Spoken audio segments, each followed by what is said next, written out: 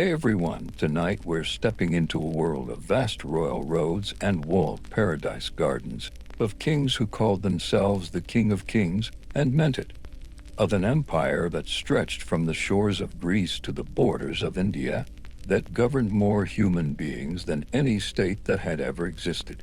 We're talking about the Persian Empire, the Achaemenid Empire, and it was far more sophisticated, more tolerant, and more genuinely extraordinary than most people realize. Before we begin, take a moment to subscribe, but only if you genuinely enjoy what I do here, and drop a comment telling me where in the world you're listening from and what time it is for you. Now dim the lights, get comfortable, and let's ease into tonight's journey together. To understand the Persian Empire, you have to understand the world it was born into, a world of ancient civilizations already thousands of years old, of kingdoms that had risen and fallen across the great river valleys of the Middle East, of peoples who had accumulated knowledge and tradition and art and law across centuries that made the Persian achievement possible in a way it could not have been anywhere else. The Iranian Plateau, the high, dry tableland that sits between the Zagros Mountains in the west and the great deserts to the east, has been inhabited for millennia. The peoples who live there are a mix of settled agriculturalists in the valleys and semi-nomadic herders on the uplands, speaking languages of the Indo-Iranian branch of the great family that also produced Sanskrit and the languages of Europe. The Medes are the dominant Iranian power of the 8th and 7th centuries before the Common Era, ruling a kingdom in the northwest of the plateau that is strong enough to participate in the destruction of the Assyrian Empire, the great military power of the ancient Near East. In 612 BCE, the Persians are at this point a subordinate people, living in the region called Persis in the southwest of the plateau, paying tribute to the Medes, unremarkable in the records of their time. The world around the Iranian plateau in the 6th century BC is one of ancient powers in various states of strength and decline. Egypt, already 2,000 years old as a civilized state, is in one of its periodic phases of foreign domination. The 26th dynasty is struggling to maintain independence. Babylon, the great city on the Euphrates, is the commercial and cultural capital of the Near East. Its ziggurats and its markets and its famous hanging gardens drawing travelers from across the known world. Lydia in western Anatolia, ruled by the fabulously wealthy Croesus, controls the western end of the trade routes that connect the Mediterranean to the east. The Greek city-states along the Aegean coast are in the early stages of the cultural explosion that will eventually produce philosophy and drama and democracy. None of them know what is about to happen. Our three companions tonight are Darius, a young Persian nobleman serving in the court of Cyrus the Great in the earliest days of the empire. Not the later King Cyrus the Great, but a fictional composite of the Persian administrative class that made the empire function, a man who believes in what Cyrus is building and who will spend his life helping build it. There is Anahita, a Babylonian woman of the merchant class whose city is taken by Cyrus in 539 BCE and who finds, to her considerable surprise, that the Persian conquest is not the catastrophe she feared but something more complicated and in many ways more livable than what came before.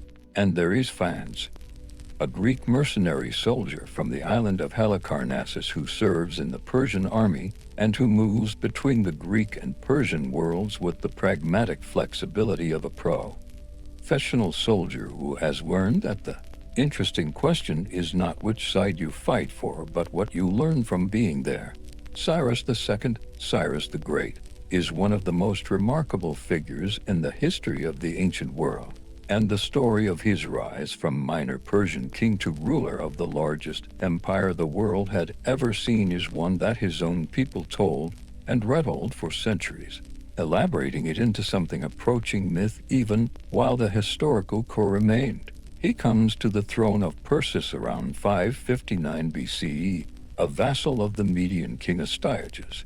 Within a decade he has overthrown Astyages, absorbed the Median kingdom, and begun the series of campaigns that will transform the political map of the ancient world. The fall of Lydia in 547 BC brings Cyrus to the shores of the Aegean and makes him the master of the richest trading kingdom in the ancient Near East. The story of Croesus's defeat and Cyrus's mercy toward the captured king. Cyrus reportedly spared Croesus and kept him at court as an advisor, becomes one of the defining stories of Persian royal conduct, the template for the pattern of conquest followed by clemency that will characterize the Achaemenid approach.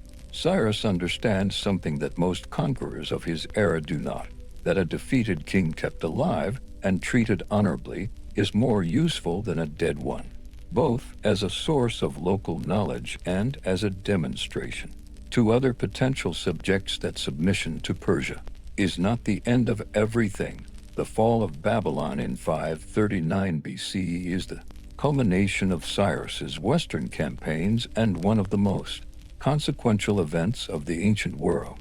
Babylon is not just a city, it is the cultural and commercial capital of the Near East, the city of Marduk and the great ziggurat.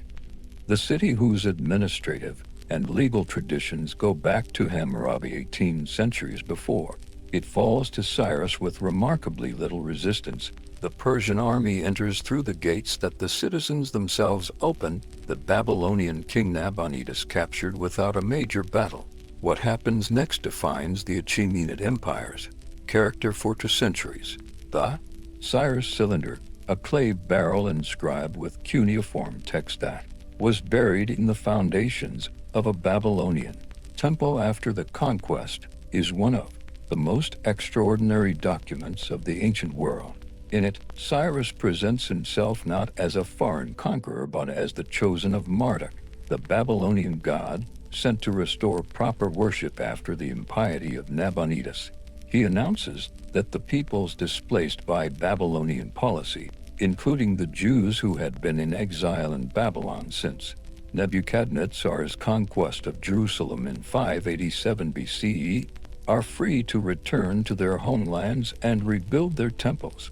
He returns the cult statues of gods that the Babylonians had taken from conquered peoples. He does not demand that anyone worship Persian gods.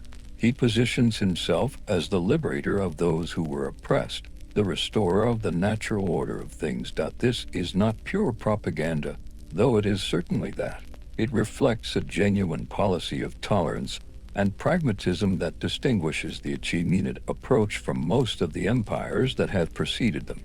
The Assyrians, who dominated the Near East before the Persians, were famous for their ruthlessness. Their royal inscriptions boast of cities destroyed and populations deported in terms that leave nothing to the imagination.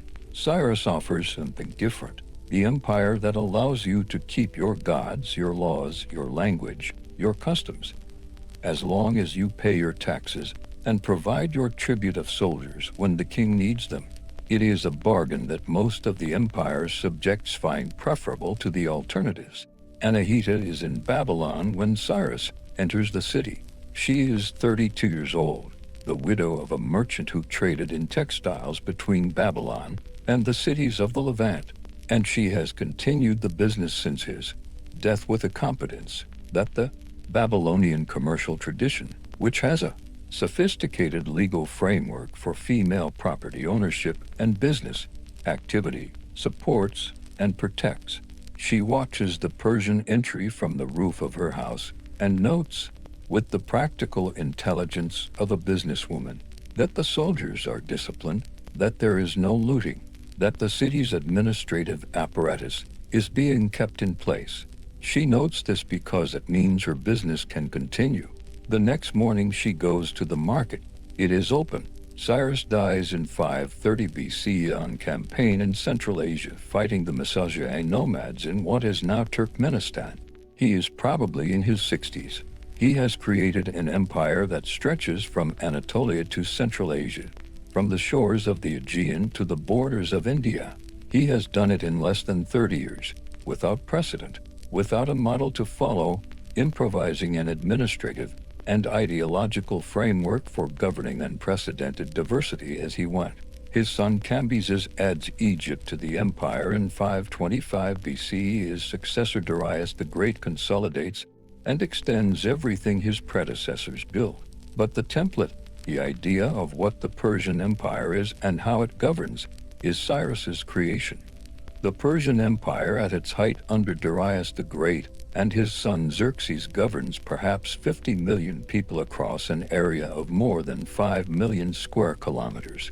This is a scale of administration that the ancient world has never attempted before, and the Achaemenid solution to the problem of governing it is one of the great administrative inventions of history. The empire is divided into satrapies, provinces governed by satraps, the word meaning protector of the kingdom, each satrapy responsible for collecting taxes, maintaining order, providing troops for imperial campaigns, and administering justice according to local custom within the framework of imperial law. The satrapal system is elegant in its combination of centralization and local flexibility. The satrap is typically a Persian nobleman, often a member of the royal family or a trusted member of the Achaemenid clan, who governs his province with considerable autonomy in the day-to-day administration. He is checked by a secretary appointed by the king who reports directly to the royal court, and by a military commander who is also independently accountable to the king. This system of divided authority prevents any satrapy from accumulating the power to threaten the central government, while allowing enough local flexibility to govern the extraordinary diversity of the empire's populations. Babylonians, Egyptians, Lydians, Indians, Scythians, Jews, Greeks, each with their own languages and laws and customs. The royal road is the physical spine of the empire, one of the great engineering achievements of the ancient world, running approximately 2,700 kilometers from Susa, one of the Persian royal capitals, to Sardis on the Aegean coast of Anatolia. It passes through the heartlands of the empire, connecting the administrative centers and the major population concentrations. It is not merely a road in the modern sense, it is a maintained system, with caravanserai at regular intervals providing accommodation and fresh horses, with relay stations for the imperial messenger service that can transmit a message from Susa to Sardis in roughly a week, a journey that would take a normal traveler 3 months. The Greek historian Herodotus is so impressed by this system that he writes the phrase that will be adapted 2,000 years later for the United States Postal Service: neither snow, nor rain, nor heat, nor darkness of night prevents these couriers from completing their designated stages with utmost speed. Darius, our fictional Persian administrator, not the king, manages a section of the royal road's logistics in the satrapy of Babylonia. His work involves the coordination of the relay stations, the maintenance of the road surface, the management of the caravanserai, and the reporting of any disruptions to the satrapal administration. It is unglamorous work, deeply practical, requiring the ability to manage people of multiple languages and backgrounds and the particular combination of patience and firmness that infrastructure management in the ancient world demands. He is good at it. He has learned the Aramaic, that is the empire's administrative language, can manage accounts in Babylonian cuneiform when necessary, and has developed over years of work a network of local contacts, innkeepers, caravan masters, village headmen, who tell him things that the official channels do not. The empire's tax system is one of its most sophisticated features.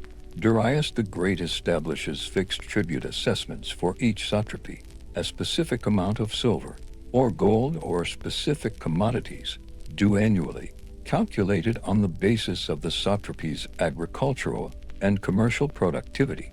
This replaces the more ad hoc tribute collection of earlier empires with something more predictable and therefore more rational from the perspective of both the imperial government and the subjects.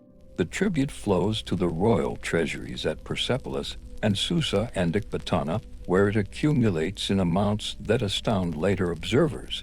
Alexander the Great, when he sacks Persepolis in 330 BCE, reportedly requires 20,000 mules and 5,000 camels to carry away the accumulated treasure. Whether the number is accurate or not, the point is clear. The Achaemenid fiscal system generates wealth on a scale the ancient world has never seen. The empire's religious policy is as important as its administrative structure.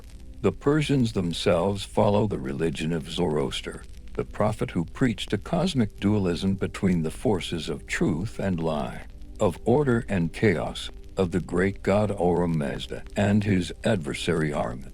Zoroastrianism is a sophisticated ethical religion with a strong emphasis on personal moral responsibility, on the importance of choosing truth over lie in every act of daily life. But the Achaemenid kings, while personally Zoroastrian, make no attempt to impose their religion on their subjects. The gods of Babylon are maintained. The temples of Egypt are restored. The Jewish temple in Jerusalem is rebuilt with Persian imperial funding. The Greek cities of Anatolia keep their own religious practices. Religious tolerance is not, for the Achaemenids, a concession to weakness. It is a deliberate policy of governance. Persepolis Parsa in Old Persian, the city of the Persians, is the ceremonial heart of the Achaemenid Empire, built by Darius the Great beginning around 518 BCE and continued by Xerxes and later kings across the following century. It is not the administrative capital, that is Susa, nor the oldest royal city, that is Pasargadae, where Cyrus is buried. It is something else, the physical expression of what the empire is and what the king means to claim by ruling it. Everything about Persepolis is designed to communicate a single message, and that message is, all the peoples of the world in all their variety come here to acknowledge the king, the Epidana, the great audience hall of Persepolis. Its roof supported by 36 columns, each 20 meters high, capable of holding thousands of people, is approached by two grand staircases whose walls are decorated with one of the most extraordinary sculptural programs in the ancient world. The reliefs show the delegations of the empire's subject peoples bringing their tribute to the king, Medes in their rounded hats, Elamites with their lions, Babylonians with their humped bulls, Lydians with their horses, Egyptians with their vases, Indians with their donkeys, Ethiopians with their giraffes, Scythians in their pointed caps, Greeks with their wool. 23 peoples are represented, each group distinct in their dress, and their gifts and their physical appearance, each group shown with the same dignity and the same careful attention to their particular character. It is not a document of subjugation. It is a document of recognition, the empire saying, these are all our people, they are all different, and their difference is honored here. The king himself, the Shahanshah, the king of kings, is a figure of extraordinary symbolic weight in the Achaemenid system. He is not a god, as the Egyptian pharaoh claims to be. He is the chosen of Ahura Mazda, the earthly representative of cosmic order, the man whose proper governance of the empire maintains the balance between truth and lie on which the world's functioning depends. The royal inscriptions that Darius and his successors leave on cliff faces and building walls throughout the empire follow consistent pattern. I am Darius the Great King, King of Kings, King of Persia, King of the lands, son of Hystaspes, an Achaemenid, by the favor of Ahura Mazda I am king. Ahura Mazda gave me this kingdom. Ahura Mazda helped me. The theology and the politics are inseparable. The king rules because the god chose him, and the god chose him because he upholds truth. The Nowruz festival, the Persian New Year celebrated at the spring equinox, is the occasion for the great gathering at Persepolis that the Apadana reliefs depict.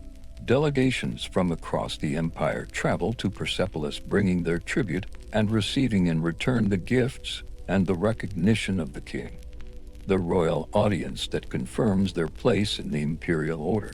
The logistics of these gatherings are documented in the Persepolis fortification tablets, thousands of clay tablets in Elamite, script that record the rations issued to workers and travelers, officials passing through the Persepolis complex. They record payments in grain and wine and beer to workers of dozens of nationalities, including women workers who receive equal rations to men for equal work. They are the administrative record of an empire in its daily functioning, and they reveal a world of extraordinary complexity and surprising equity. Fans has been to Persepolis. He went as part of the escort for a Greek delegation from the Anatolian cities paying their tribute, and he stood in the Apadana and looked up at the columns and felt something he did not have a word for in either Greek or Persian. Not exactly, though all was part of it, but something more like the recognition that the world was larger and more various than the stories he had grown up with. The Greeks call the Persians barbarians, barbaroi, speakers of an incomprehensible language. Standing in the Apadana, he thinks about that word and finds it inadequate. The people who built this place are not barbarians by any standard that the word should mean. The Persian Wars, the series of conflicts between the Achaemenid Empire and the Greek city-states between roughly 499 and 449 BCE are among the most written about events of the ancient world, and they are almost entirely understood through the Greek perspective, which means they are almost entirely misunderstood. The Greek sources, Herodotus above all, but also Aeschylus in his tragedy The Persians, and Thucydides in his analysis of power, present the wars as a contest between freedom and despotism, between the small Greek city-states defending their liberty and the vast Persian machine of tyranny. This framing has been so influential for so long that it is difficult to see past it to the actual events from the Persian perspective. The wars begin with a relatively minor problem on the empire's western frontier. The Ionian Greek cities of the Anatolian coast, which have been part of the empire since Cyrus's conquest of Lydia, revolt in 499 BCE, aided by Athens and Eretria from across the Aegean. The Persians suppressed the revolt, burned Miletus, and then crossed the Aegean in 490 BCE to punish Athens and Eretria for their interference. The expedition is not intended as a conquest of Greece. It is a punitive campaign, a demonstration that the empire's reach extends as far as any threat to its authority. The defeat at Marathon, where the Athenian infantry's disciplined charge breaks the Persian force on the beach, is a tactical setback, not a strategic catastrophe. Xerxes' invasion of 480 BCE is on a different scale, a genuine attempt to bring Greece under Persian authority, motivated partly by the desire to avenge Marathon, partly by the logic of imperial expansion that has driven the Achaemenids since Cyrus, and partly by the political dynamics of the Persian court, where rival factions push competing policies. The numbers that Herodotus gives for the Persian force, millions of soldiers, are fantastic, the product of Greek anxiety rather than Persian logistics. Modern estimates suggest something between 100 and 300,000 men, which is still the largest army that has ever operated in Greece. It is accompanied by a fleet of perhaps 600 to 800 ships. Thermopylae, the narrow pass where 300 Spartans and their allies held the Persian army for 3 days, has become one of the most famous last stands in history, the symbol of heroic resistance against overwhelming force. In Persian terms, it is a delay, not a defeat. The pass is eventually turned by a local guide who shows the Persians a path around it. The Greek force is destroyed, and the army continues south. Athens is evacuated and burned. The Acropolis, where a group of Athenians has stayed to defend the sacred hill, is taken and the temples destroyed. Xerxes stands on the hill of the Acropolis and looks down at the burning city. Fans fights at Salamis on the Persian side as part of the Greek contingent in the imperial fleet. The battle in the narrow straits between the island of Salamis and the Athenian coast is a disaster for the Persian fleet. The Greek ship's superior maneuverability in confined waters overwhelming the Persian numerical advantage. He survives by swimming. his ship rammed and sinking under him, reaching a beach on the Persian-held mainland and lying there until the battle sounds stop. He does not know who has won until morning. He suspects, from the silence of the Persian officers, that it is not Persia. The Persian retreat from Greece after Salamis and the subsequent land defeat at Plataea and 479 BC is not the end of the Persian Empire. It is a strategic withdrawal from a peripheral theater. The empire itself is not threatened. Its heartlands in Iran and Mesopotamia and Egypt are untouched. The wars with Greece are, from the Persian perspective, an expensive and unsuccessful frontier operation, significant in their outcome, but not existential. The empire continues for another century and a half, prosperous and stable, before Alexander ends it. The Greeks, from the other side, experience the wars as something else entirely, as the moment when their civilization defined itself against the other, when the idea of Greek freedom crystallized in opposition to Persian power. Both perspectives are real. Neither is the whole truth. Anahita's trading business in Babylon has prospered under Persian rule. She deals in fine textiles. The Babylonian tradition of weaving produces fabrics of extraordinary quality, and the Persian administrative class has developed an appetite for luxury goods that the empire's commercial networks supply with increasing efficiency. The royal road makes goods from Anatolia and the Levant available in Babylon faster and more reliably than before. The Persian peace, the relative stability of the empire's interior, free from the constant warfare that characterized the Assyrian period, means that caravans move without the armed escorts that were once necessary. The Babylonian commercial tradition that Anahita operates within is one of the most sophisticated in the ancient world. Contracts are written on clay tablets, witnessed, and stored a legal infrastructure for commercial transactions that stretches back to Hammurabi and before. Interest rates are regulated. Property rights are documented. Women can own property, conduct business, appear in court, and enter into contracts independently, a legal framework for female commercial activity that is more supportive than anything contemporary Greece offers. Anahita has business partners, employees, and debtors, and the Persian administration has maintained the Babylonian legal system that makes all of this possible. The food of the Persian court is legendary in antiquity, and even at the level of the provincial administration it reflects the empire's remarkable supply chains. The Persepolis fortification tablets record the distribution of rations that include not just grain and wine but figs and pomegranates and pistachios, and the particular combination of flavors, sweet and sour, fruit and meat, that characterizes the Persian culinary tradition and that will eventually, through the empire's influence on later food cultures, shape the cuisines of the entire Middle East. The Persian garden, the paradisa, the walled enclosure of cultivated beauty from which the English word paradise derives, is both a pleasure garden and a productive space. Its fruit trees and its herbs and its carefully managed water supply a demonstration of what human cultivation can achieve in a dry landscape. The Persian garden deserves its own consideration as an idea as much as a physical space.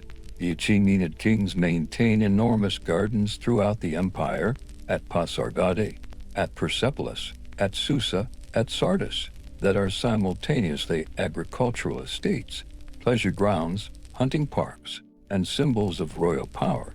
The garden represents the Persian ideal of the ordered world, nature brought under the control of human intelligence and royal authority. The chaos of the desert transformed into beauty and productivity. The word paradisa passes into Greek as paradisos, into Latin as paradisus, and from there into every European language as paradise. The garden as the image of the perfect place, the lost Eden and the promised heaven simultaneously.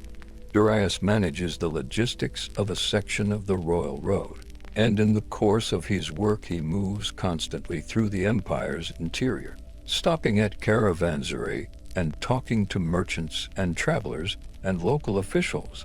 He has developed over years of this work an understanding of the empire from the inside that the great inscriptions and the royal proclamations do not capture. He knows which satraps are effective and which are corrupt. He knows where the roads are well maintained and where they deteriorate. He knows which local communities cooperate with imperial authority and which resist it in the small, passive ways that are available to people who cannot openly resist. He has learned to read the empire the way a shepherd reads weather, not in the dramatic events, but in the small signs that tell you what is actually happening. The empire's population is extraordinarily diverse, and its daily life reflects this in ways that the grand inscriptions and the royal monuments do not. In any major city of the empire, Susa, Babylon, Sardis, Memphis, you would hear half a dozen languages in a morning's walk. The merchants from India with their cotton goods, the Phoenician sailors off the Mediterranean trade routes, the Greek craftsmen working in Persian service, architects, sculptors, metalworkers, whose skills are valued and whose presence is documented in the Persepolis records. The Jewish community in Babylon, 3 or 4 generations on from the exile, some of them returned to Judah, many of them remaining in Mesopotamia, where they have built successful lives. The Egyptian priests maintaining the ancient temple rituals under Persian protection, all of them inside the same empire, all of them under the same law, all of them speaking Aramaic as the common tongue that makes communication possible across the diversity. The position of women in the Achaemenid Empire varies enormously by class and ethnicity, as it does in most ancient societies, but there are features of the Persian system that are remarkable by the standards of the ancient world. The Persepolis fortification tablets, those extraordinary administrative records that document the daily functioning of the palace complex, reveal a world in which women work at every level of the imperial administration and receive payment for their work, including in some cases payment equal to men doing comparable work. The women of the royal household exercise a form of power that the official record largely conceals, but the archaeological and documentary evidence increasingly reveals. The Queen Mother, the most senior woman of the royal family, is a figure of political significance whose influence on the succession and on court politics is real and substantial. Atossa, the daughter of Cyrus the Great and the mother of Xerxes, is perhaps the most politically significant woman of the Achaemenid period, her position giving her influence over 2 reigns. The Greek sources, which are the fullest accounts we have of the Persian court, consistently underestimate the political role of women because Greek culture has difficulty conceptualizing female political agency. But the Persian sources, what survives of them, tell a different story. Anahita moves between the commercial world of Babylonian merchants and the Persian administrative class with a social fluency that is itself a product of the empire's plural character. She does business with Persian officials, Babylonian priests, Greek merchants, and Phoenician traders, switching languages. She speaks Babylonian, Aramaic, and a working Greek, and adjusting her presentation to her audience with the unconscious skill of someone who has always lived in a world where multiple identities coexist. She is not wealthy by the standards of the great merchant houses, but she is comfortable and she is independent, and she knows that both of these things depend on the stability of the imperial system in a way that makes her, despite herself, something like a supporter of the Persian order. Persian art is one of the empire's great achievements and one of its most deliberate expressions of imperial ideology. The sculptures of Persepolis, the procession of tribute bearers, the royal audience scenes, the combat between the king and the lion that symbolizes his role as protector of order, are executed in a style that synthesizes the artistic traditions of the empire's constituent peoples into something new and specifically Achaemenid. The human figures have the musculature of Mesopotamian sculpture and the drapery conventions of Greek art and the formal frontality of Egyptian relief.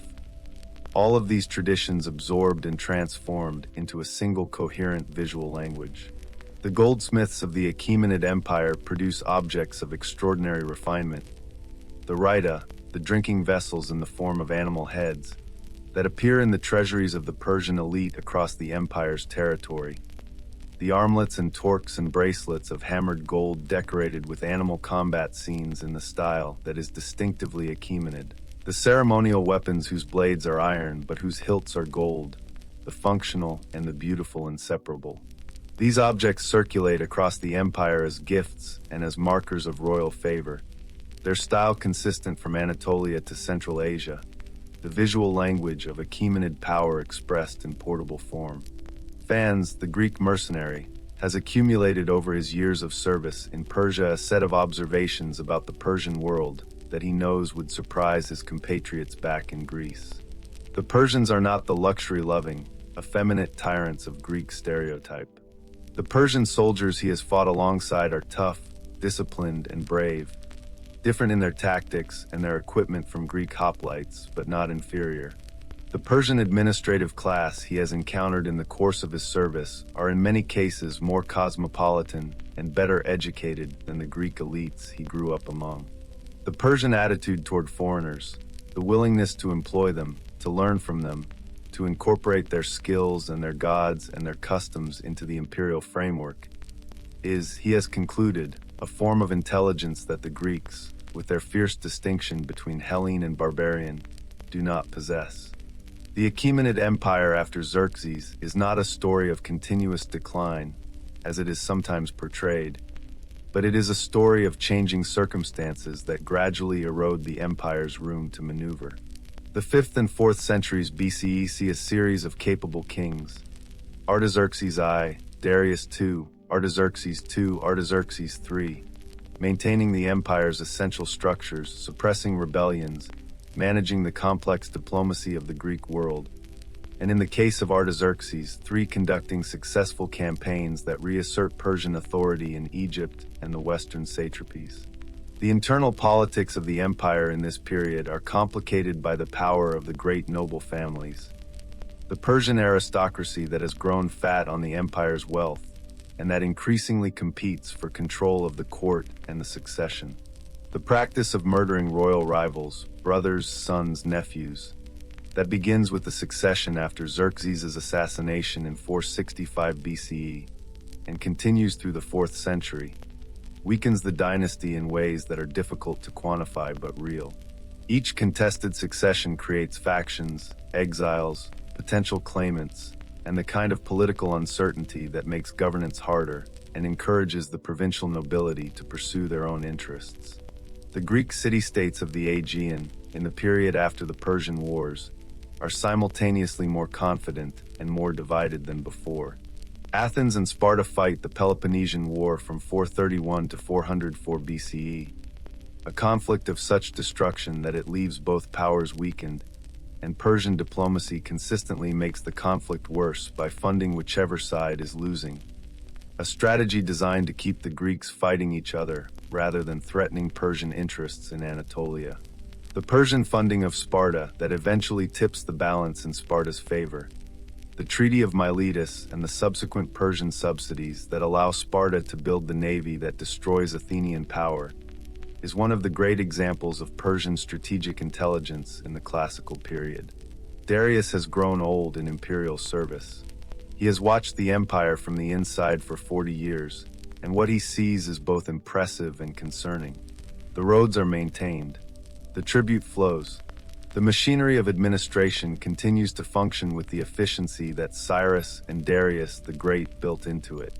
But there is a quality of attention at the top, in the court, in the satrapies, in the relationship between the king and the great nobles, that seems to him less focused than it was.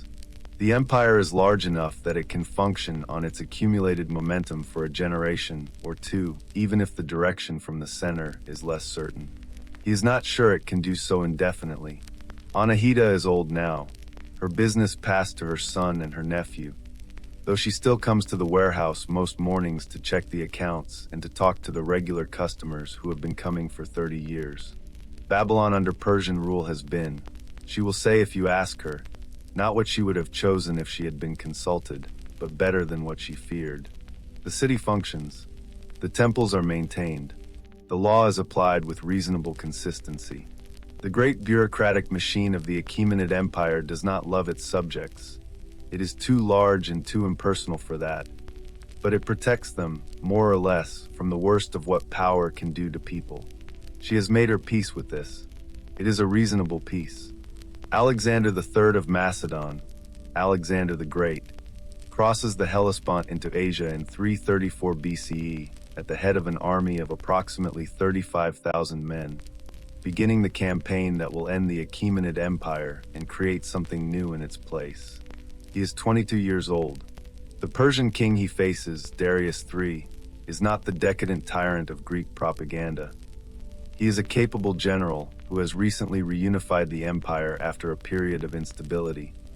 But he is fighting on ground where the Persian system's strengths do not apply. The battles that decide the war are fought in rapid succession. The Granicus River in 334 BCE, Issus in 333 BCE, where Darius III himself commands and is defeated, and Gaugamela in 331 BCE, where the final decisive battle destroys the Persian field army. At each engagement, the Macedonian infantry phalanx and the companion cavalry demonstrate a tactical combination that the Persian army, despite its size and its real military capability, cannot counter.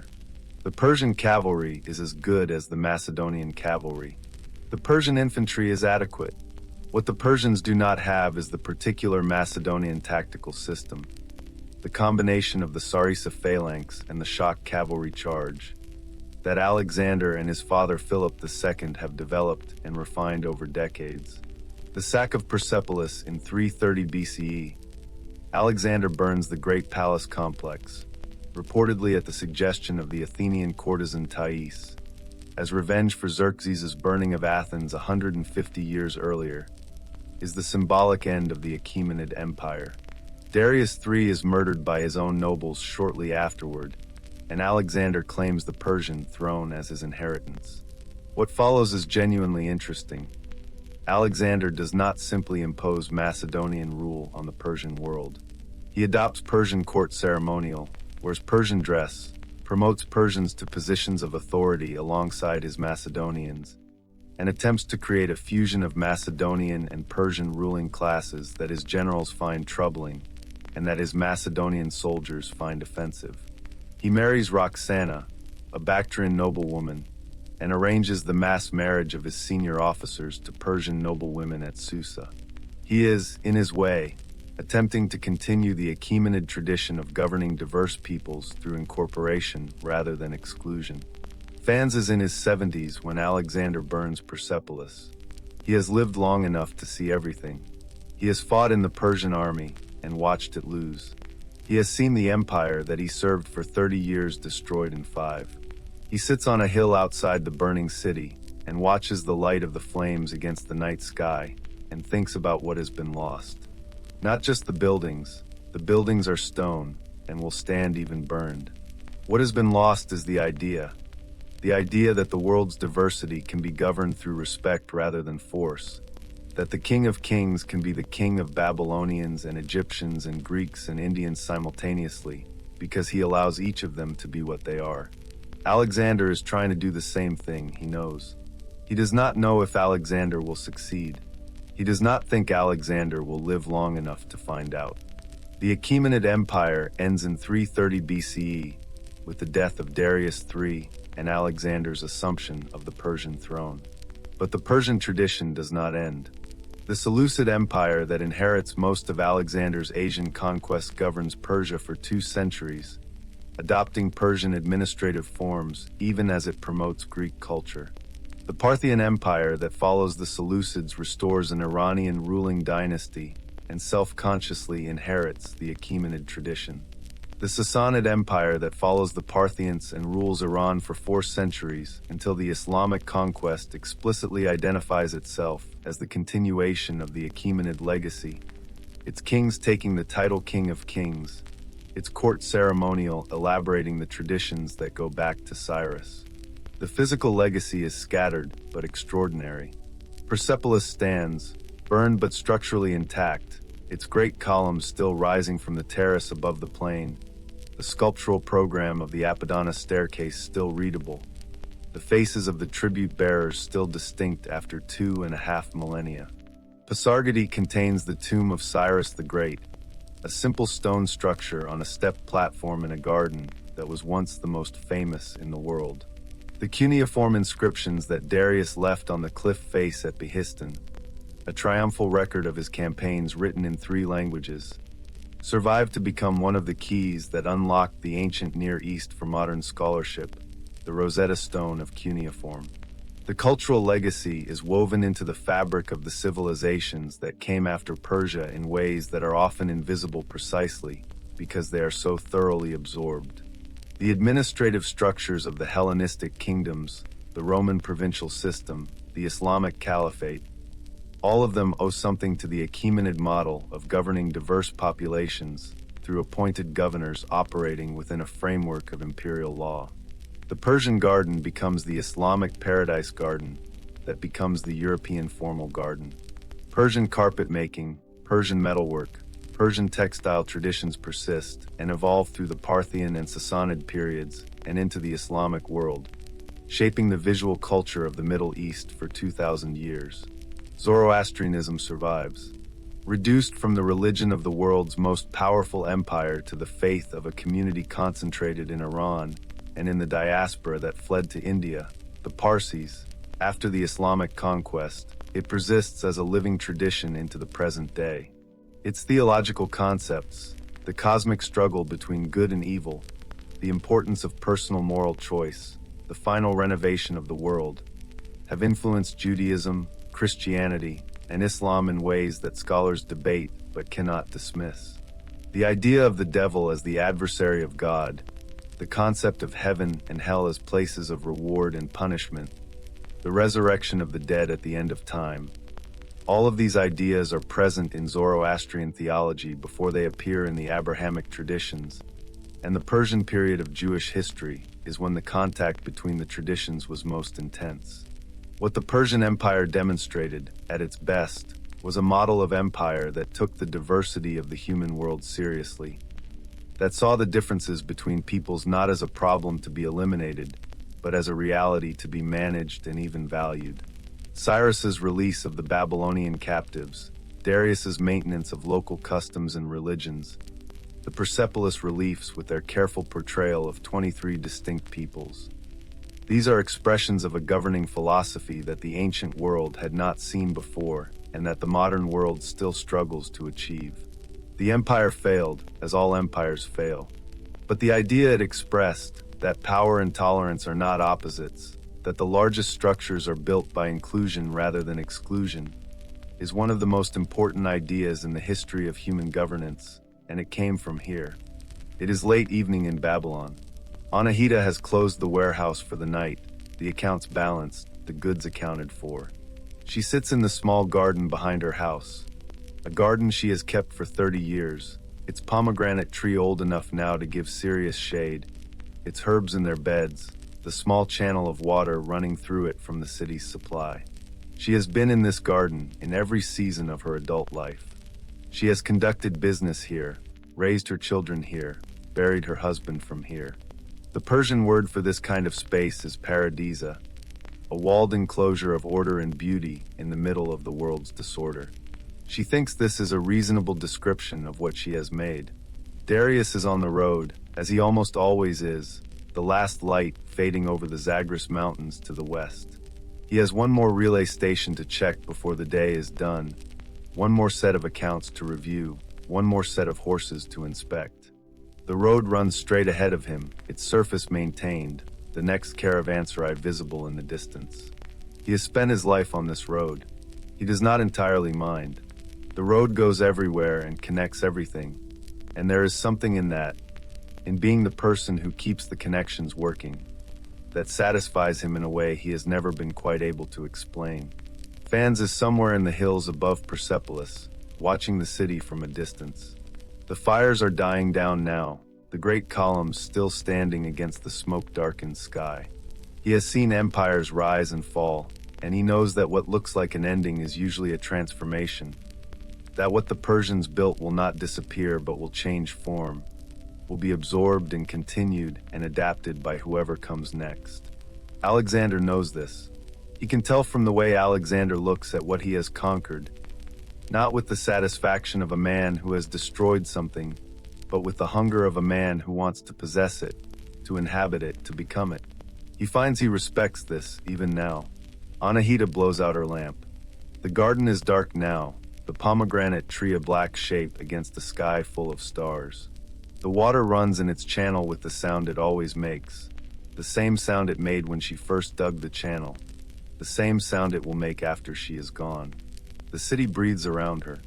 In the morning she will open the warehouse and check the accounts and talk to the merchants who have been coming for 30 years and a few who arrived last week. The empire will continue or it will not. The garden will continue. This has been Midnight Chronicle. Sleep well, wherever in the world you are tonight.